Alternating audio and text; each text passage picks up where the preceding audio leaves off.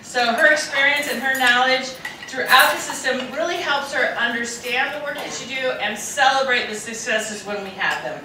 This afternoon, she's going to be talking about the importance of keeping students at the center of all of our decisions at every level of the system, in the school, the classroom, and the community. And then, as is only appropriate, when talking about keeping the focus on students, she's going to be moderating a discussion with several early college, high school graduates, and they're going to be talking about their early college experience. But as we know, it's our graduates that really illustrate the impact that you're having out there in the field. So without further ado, help me welcome Deb Delisle. Thanks. So, I guess as Matthew McConaughey would say, all right, all right, all right. Dessert, but hopefully you got some. It's such an honor for me to be here. I have to tell you, I have been involved with KnowledgeWorks for feels like 100 years, but when Harold still had a really big head in here, no, I'm kidding. And that Williams had hair, no, I'm kidding. But actually I was really fortunate to have served as the superintendent of Cleveland Heights University Heights School District. So go Heights Tigers, I know some folks are here, woo! Anyway, and in that realm, we first became affiliated with KnowledgeWorks through our transformation to small schools. And Harold, was such a great mentor to me, dealing with everything from all of the issues we had in creating those 5 small learning communities. But what I found with KnowledgeWorks was at the heart of all of their work is they knew what was absolutely essential to do.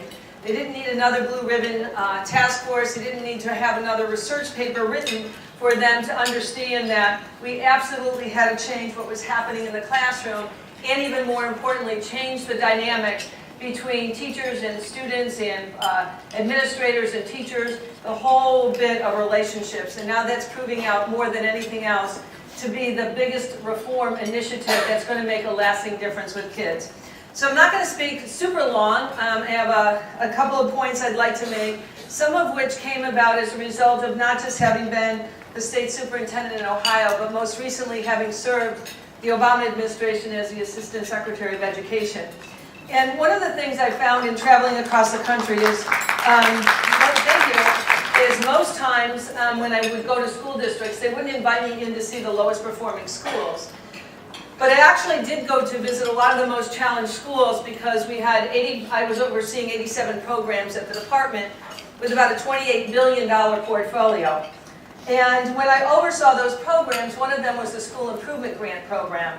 And I will tell you, when I went into those schools, what was so magical about the ones that were rapidly improving and increasing achievement rates with kids was the fact that they always had this very strong vision and a total focus on what's right for kids.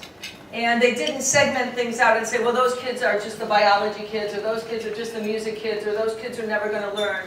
There was just this great feeling when you walked into these buildings that I would want my own kid in that school. Because in America, what I find is that there are schools to which we would not send our own children. But what I don't understand yet to this day is why we would allow those schools to be okay for other people's kids when they're not for our own. So let me talk about students at the heart of our work. This is all about inspiring and empowering kids to take charge of their own education. And this goes to every single kid. It's not the kids who come to school smelling the best, looking the best, or having the most forceful parents, or parents who walk in with attorneys. This is about meeting the needs of every kid. And so our goal is really for students to gain the knowledge and skills and dispositions to succeed in college and careers in life. And notice on this, it's not a typo, I did put a red S on the end of careers. And the reason I've done that is something that you all know. Our kids are facing multiple careers, jobs throughout their life. Some are estimating now that it may be as many as 10 careers. And what we are also finding is that our kids, they want to be entrepreneurial from a very early age. They learn how to negotiate, right? And we never tap into that interest in our schools. It's a broad brushstroke, but I know some of you do that in your schools as well. But notice what I don't have up here. I do not have, and put this in context, please don't tweet this out because I will fall in disfavor with this administration, but I don't have up here that our goal is to make kids great test takers. I don't have it up there, right? And it's an issue that I have, because if we result in just getting a number to a kid, We're going to lose kids along the way, and I'll share a couple of quotes with you that I happen to love on that. But most importantly, and this is very selfish on my part, I will admit, I want our kids to be really good at doing life.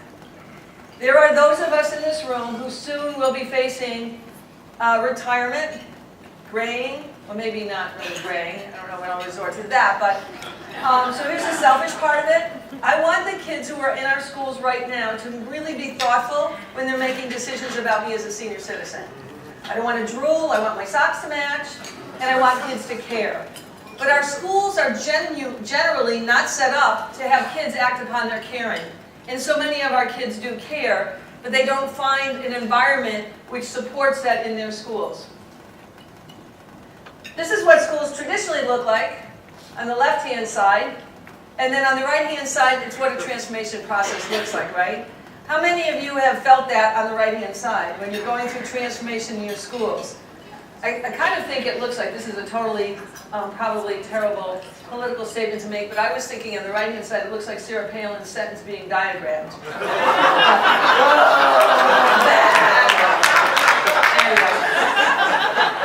But I love that because it's messy. It's just really, really messy. And anybody who gets into the work of changing what our schools ought to be goes beyond tinkering with the high school schedule, goes beyond worrying about whether you have open campus or not, but truly is transforming schools. It looks like this. There's no easy path. So I would suggest for all of you in the room, it's not for the faint-hearted. Because if you want to go into something easy, don't go into transforming our schools. If you want to really get down deep and figure out what's right for kids, don't ask them. Right?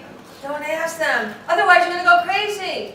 But my thing is, you got to go crazy.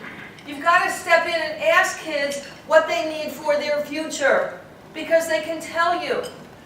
I'll never forget, this was a really turning moment for me, and I know probably Diana and Crystal will remember this, but when we had taken our team, when we were creating our small schools at Cleveland Heights High School, we had decided to throw it open. Of course, we wanted kids at the table.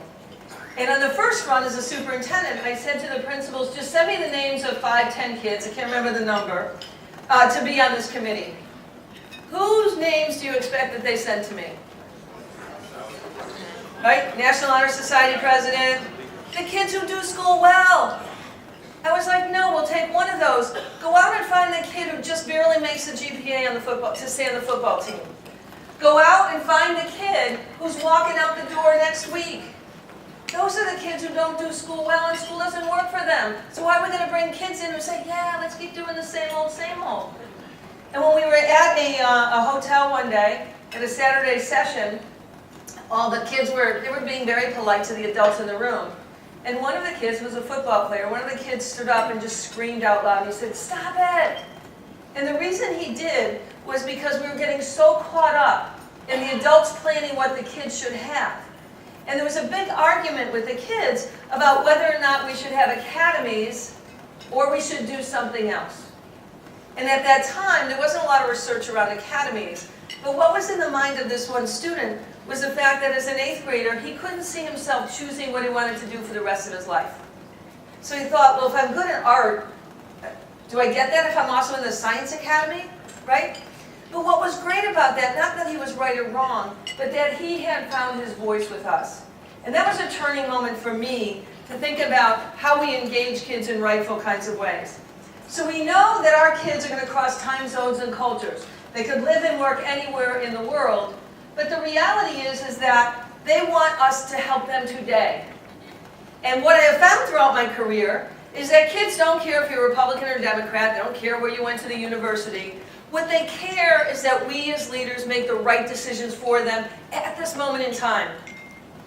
Not that's going to be comfortable for us, but always with kids at the heart of what we do. So I'm just going to put these up really fast. These are central principles of student success that come out of a lot of research. That what kids should get to be successful, personal validation. They want to know that they're significant in the learning process. Self-efficacy. They want to know that their individual effort matters. So even if they're in problem-based learning working in teams, they want to know that their individual effort matters a lot and what they do well. I could remember that long ago, I feel like it's when the earth was still cooling, I was teaching middle school. And one of the things that I did in middle school, was 6th grade, we'd have interdisciplinary units of study. And always at the end of the unit of study, I'd ask 4 essential questions. But one of those questions was, what did you learn about yourself as a result of this unit of study? And I'll never forget one time, I just laughed at night when I'm reading the papers, and Zach wrote on his paper, I learned that I could be a real jerk at some point. I was like, that's a great life lesson. I'm glad you learned that, right? If I hadn't asked that, or if we didn't take time to reflect on that, I don't know when somebody would have said it's okay to learn it and then to move on. So I had a conversation with him over lunch, like why did he say that, and what other strategies could he have done, right? So when we're thinking about preparing kids for life, we also want them to do that self-reflection, to figure out how do they contribute or not. It's pretty tough when you're 40 years old and somebody says you're getting fired because you could be a real jerk, when in fact he could have learned that in 6th grade. They want a sense of purpose, and this is stronger than ever. Our kids in schools right now want to feel relevant, and they want to know why they're learning what they're learning. So if we intend for all of our kids to be great page turners, 23, 24, 25, 26, as opposed to learning how what they're learning connects to their real world, to what they're interested in, we're never going to move beyond creating great test takers. They want active involvement. And this is so important when we're thinking about putting kids at the heart of the work. Now it strikes me as odd that when kids come into kindergarten, they're jumping, skipping, and there's all this freedom. And all the kids are so different. And then by the time they get to middle school, we find their shoulders slumped over, they're trudging into school. And why? Somewhere along the way, all that enthusiasm got lost. And they don't know with whom they're connecting. And they don't know how they can be involved, because most times they're rushing from one class to the next, and those classes were all predetermined by somebody else. And then you get kids who are seniors in high school and they're being treated like 9th graders. Think about a conversation that you've had where there's a discussion about open campus. We can't let the 9th graders go off, so therefore we make a whole policy that the 12th graders can't walk off either. And yet in the next year we expect them to get to college or university and make decisions and do timing around when they're going to walk to class, when they're going to study, and when they're going to party. It doesn't even make any sense anymore. They should be engaged in reflective thinking, as I mentioned, and social integration. How is it that we suddenly turn kids off? Even though adults who want social integration are in the hallways chit-chatting with their friends, sometimes starting class late because they're getting caught up with what happened over the weekend with their friend who teaches next door. But as soon as kids walk in that classroom, we immediately impose this big policy, don't talk, don't talk. And don't talk out loud, for heaven's sakes. So how many of our schools actually think and act strategically on these essential principles? I would venture to say that if we were just in a huge grouping of educators across the country, probably everybody would agree with those. But the question lies is how many schools actually act strategically on those principles and set up a policy and a series of programs in which kids are engaged, in which self-efficacy is actually being determined. This requires meaningful student engagement and active student voice. We have to have a reason for kids to be engaged in our schools, and not just the kids who do school well. The kids who are thinking of dropping out, the kids who are the most challenged from environments that don't necessarily see education as a huge valuable entity. Or they're struck with so many issues in families that it's hard for them to focus. And I'll show you a little bit of a video on this in a minute. So what will ensure schools fully promote and support student success? Years ago I was working with a 5th grade principal, and this is a really good example of student engagement.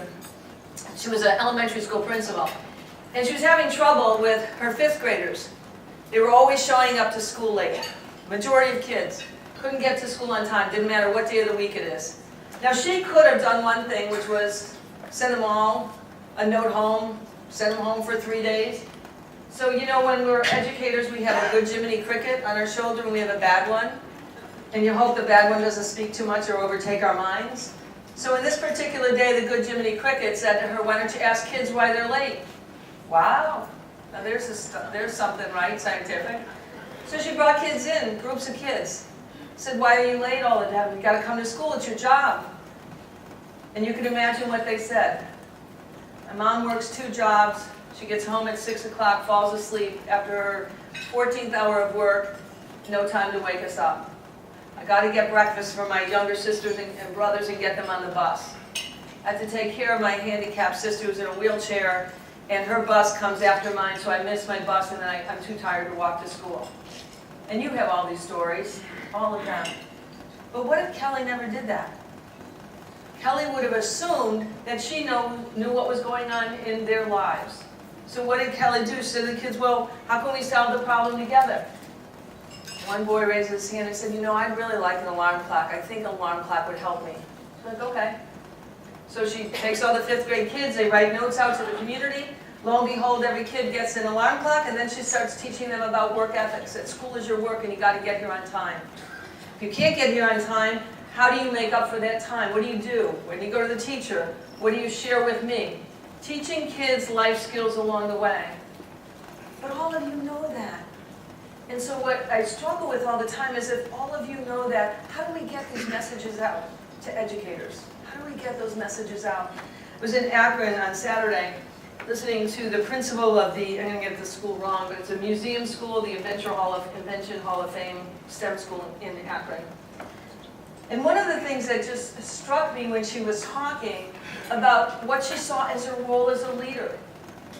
And then she said something that made me really, really sad. It's a lottery system. And the city of Akron's broken up, I think it was 14, or how many regions? 14 kids from every region. And they use an app to pull up numbers. So I thought, 14 kids. What if my kid's number 15? And if that school is so good for those kids, why isn't it for every kid in Akron? So why do we limit the best programs to just certain kids, right? I'm going to talk to a panel of kids who are just amazing. What strikes me is that what they receive, why can't more kids have early college high schools? Why can't they have more meaningful instruction, more internships, more mentorships, more opportunities to think about what they want for their future? That's the challenge that faces in front of us. So here's a couple of sources I got, but what's discouraging, the higher the grade level, the less students believe that they have a say in education decision making. And the more students express concern in the lack of curiosity and creativity in their current classroom environment. So you can see, one time, and I'm not talking about anyone in this room if you're a high school teacher when I say this, but somebody a long time ago said to me, you know, I'm going to describe teachers this way. In elementary school, they love kids. In high school, they love content. Here's the apology to university people. And in university, they love themselves. Maybe it's true. Sorry to the university people. I'm married to a university person, so I can say that. Anyway, but you know, why is it that we can't take that genuine concern? Every one of us who started in education, every one of us, I can guarantee you, didn't wake up one day and say, you know what? I'm going to screw up a kid's life sometime in my whole career. I've never met a teacher who wanted to do that. I never felt that way in any of the roles that I've had. But what usually happens is the teacher's bag of tricks is empty. So we've got to figure out, how do you fill that? Especially with all the challenges and the accountability systems that are coming down and being forced on us. How do we do that in a way that inspires our kids? But look what's so promising on this screen. Increasing meaningful student engagement in schools is a direct correlation with higher grades and lower dropout rates. If our goal every single day is to give kids hope, do you think they're going to drop out of school? No, not when you give them hope, because they're going to want to come back. They're going to find out that somebody cares about me in that building. One of the things I love to do, and we'll talk a little bit with our students today, is just to ask kids, like, what do you remember most about school? I can tell you I've never met a kid who says, oh, I love Mr. G, he made me memorize the states and their capitals. Right? What I hear, and I hear of my own son who's now in his 30s, what I hear is about the kindergarten teacher who showed up at the first high school varsity soccer game that somebody ever played. About the principal who took a kid to school to visit his ailing mother. About the guidance counselor who actually drove 5 kids to a college campus to see what it was going to be like to be on that campus. It wasn't about being great test takers. And I'm not discounting accountability, there's a place for it. But in our stretch to get the highest scores and the best grades, we're losing all the really good stuff that schools are made of. The things that matter most to kids. Because the people they remember are the people who reached out to them, who built those strong bridges of relationships, so critical. I'm going to show you a little video clip. If you do have, I would just say to you, if you have a napkin in front of you, you might want to use this. I want you to think of one specific adult in your school or district who offers hope to kids every day. Just think of one. You can actually share it at your table. You don't have to come up with names, but think of one. I don't know if you remember, a couple of years ago, there was a movie to the Misfits, sort of the why of the work we do. Several years ago, there was a movie put out, didn't get great acclaim. It was called The Freedom Writers. Do you remember that? WRITERS. This is a new teacher. They put her in the basement with kids who they deemed to be unteachable. And she tells a beautiful story of how she decided to turn kids into writers because she wanted them to express what was going on in their life. So here's just a very brief clip from that film. Ready?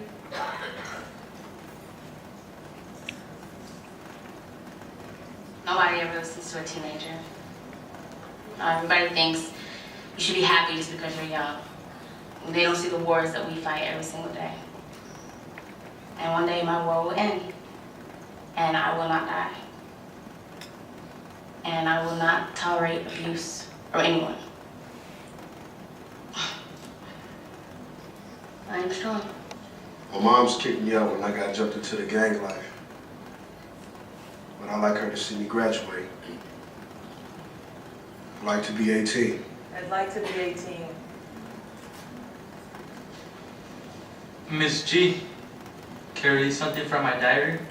That'd be great. Oh, is he? He's been with us since freshman year, fool. What's that? I don't know. The summer was the worst summer in my short 14 years of life. It all started with a phone call. My mother was crying and begging, asking for more time, as if she were gasping for her last breath of air. She held me as tight as she could and cried. Her tears hit my shirt like bullets and told me we were being evicted. She kept apologizing to me. I thought I have no home. I should have asked for something less expensive at Christmas. On the morning of the eviction, a hard knock on the door woke me up. The sheriff was there to do his job. I looked up at the sky, waiting for something to happen. My mother has no family to lean on, no money coming in. Why bother coming to school or getting good grades if I'm homeless? The bus stops in front of the school. I feel like throwing up. I'm wearing clothes from last year, some old shoes and no new haircut. I kept thinking I could laugh at. Instead, I'm greeted by a couple of friends who were in my English class last year. And it hits me, Mrs. Gerwal, my crazy English teacher from last year, is the only person that made me think of hope. Talking with friends about last year's English and our trips, I began to feel better. I received my schedule and the first teacher is Mrs. Gerwal, room 203. I walk into the room and feel as though all the problems in life are not so important anymore. I am home.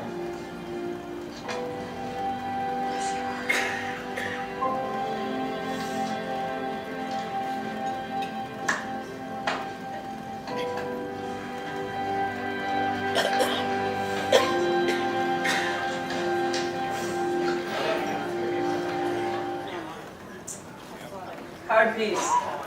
Hard piece. But when you see that, I think I can get back here. When you see that, we know that every day the work you do, every day, offers hope to kids, right? They feel home. And I know in our early colleges, oftentimes when I visited them, I know what kids feel like. They want to come back because they feel like they are home. There are people who care about them. So just take 2 minutes at your table, really, really fast.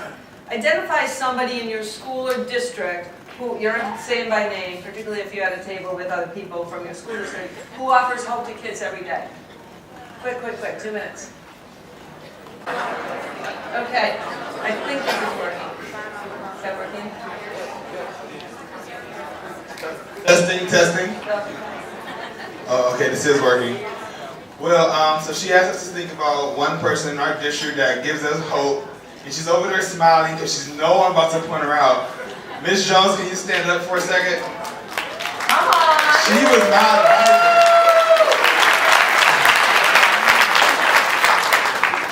She was actually my advisor at early college. I'll tell you when I get up to the rest of my information. And she is amazing. Like, she cares about all the students. She cracks down on you. She never wants to hear what you can't do. You never can come into her office and say, I can't do something, because she wants to say, turn around, come back in, and start over. So I just wanted to stand up and acknowledge that the fact that she is an amazing person, and she's been in early college we've been around for 12 years in Youngstown, Ohio. And I love her, and thank you so much for being my rock through this process.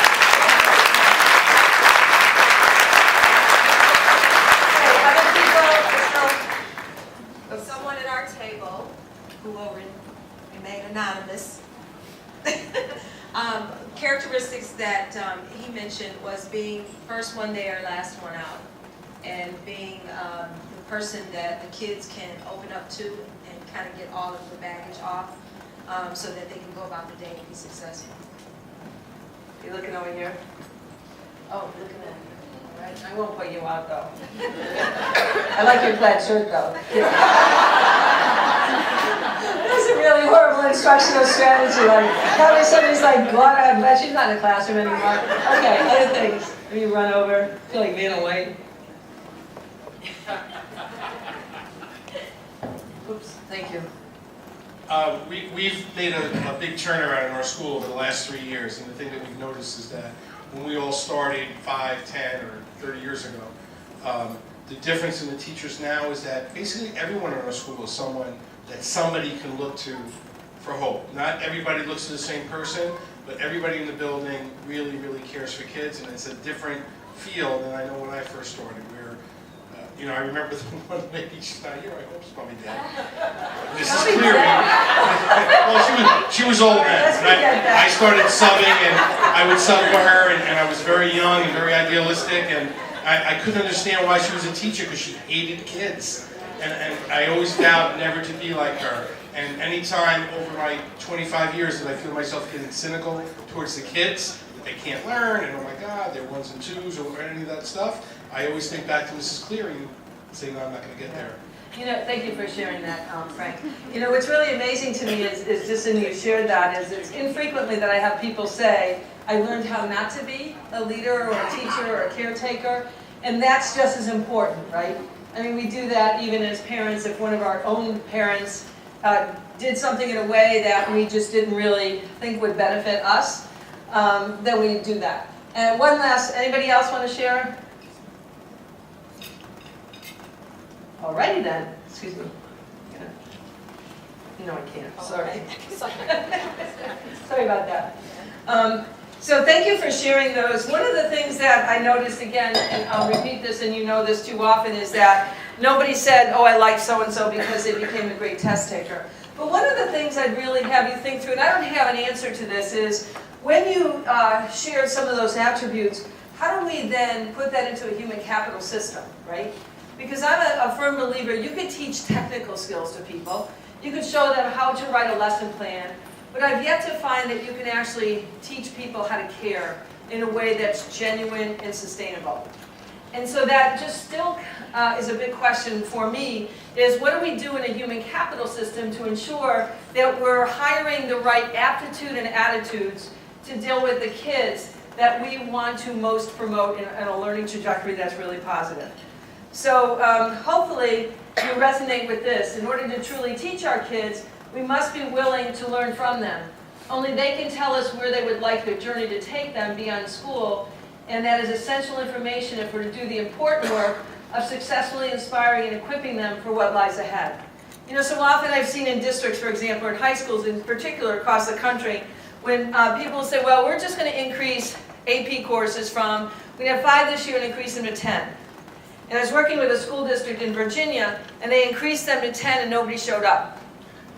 So I said, well, we were kind of unpacking that, and I said, well, You know, what did the kids say about the courses you were choosing? Well, we didn't ask them.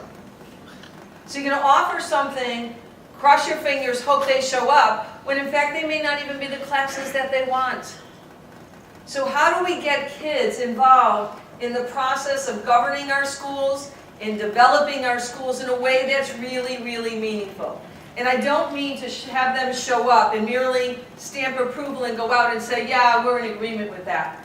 So when there are challenges in schools, when kids are fighting in a cafeteria, when kids are displaying perhaps not so great behavior in the community when they get out of school, how do we ensure that kids help us to solve those issues? And most importantly, how do we figure out if kids want internships, how to make that happen? If kids are interested in trying to find out what careers are in the community, how do we make that happen in a schedule that sometimes is so packed with the academic content knowledge, but not necessarily the life skills that we want our kids to learn? So looking at this cartoon, I actually did a little bit of stuff on the top, test scores going down, student engagement going down. But what if we don't change it all and something magical just happens? Guess what? Ain't gonna happen. Not going to happen. One of the first things I found out when I became the state superintendent in Ohio was, guess what? Nobody with a red cape is coming in from Washington, D.C. to fix all the schools. Nobody's doing that. And now, this is a big plug right now for the educators in the room, with their authorization of ESSA coming into play, there is now an opportunity to determine what accountability looks like at the state level. Because there's going to be a new fourth indicator, and if educators don't step up to the plate, and I'm hoping this helps you, Matt, or not, and Matt's on this big bandwagon to help get this right, if educators don't step up to the plate and figure out what's the other fourth indicator, be it student engagement or something like that, it's going to go back to the old NCLB story. How many of you, and so many of you are so young in this room, but how many of you were around or a practitioner when NCLB was enacted? Yeah. So keep your hands up. Everybody who doesn't have a hand, and you hated NCLB, everybody who has a hand up was part of the problem. Sorry about that. We were all responsible because you know what happened? Prior to NCLB, there was this huge push for accountability. Business people, community members saying, what are we spending our money on? And I was one of everybody in the room who said, you know what, this too shall pass. It's going to go away. This will be short-lived. We can go on. I knew what I was doing in my school was really great stuff. And then NCLB came and everybody was like, ooh, what happened? What happened is we didn't take action. So how do we create almost a movement of urgency to define an accountability system that's important for us, that gives credence and respect to the lives that teachers and students live inside and outside their classrooms every single day? And I will tell you, and if there are superintendents in the room, I apologize for saying this, but one of the factors I found in the most rapidly improving schools is that great leaders tend to sidestep rules. They know how to work around them. Oops, did I say something? Oh, you sidestep the rules? Sort of. You ask, okay, then you ask permission. No, you don't ask for permission, you ask for an apology, right? But it's true. So how many times have we stopped to say we can't do this because of whatever? And I can tell you, especially having seen federal law, there's always a workaround. There's always a workaround if it's right for kids. And I know there's school board members in there. Oops, sorry. I just gave permission for your superintendent to work around the rules. But great leaders do that. They find a way. They're bridge hoppers. They're wall scalers. They find a way. So before we get to the kids, I love this little girl's face. This work is hard. It's so hard. And if you feel like you are tired, just remember this kid's face. Remember the three faces of the kids we're going to be interviewing in just a few minutes. This girl's counting on us. She's counting on us every day to make the right decisions. She's not caring who's going to win the presidential election. What she cares about is who makes decisions for her. So it takes courage to be a visionary leader who carries kids in your heart. It takes courage. And it takes tenacity just to stick with itness.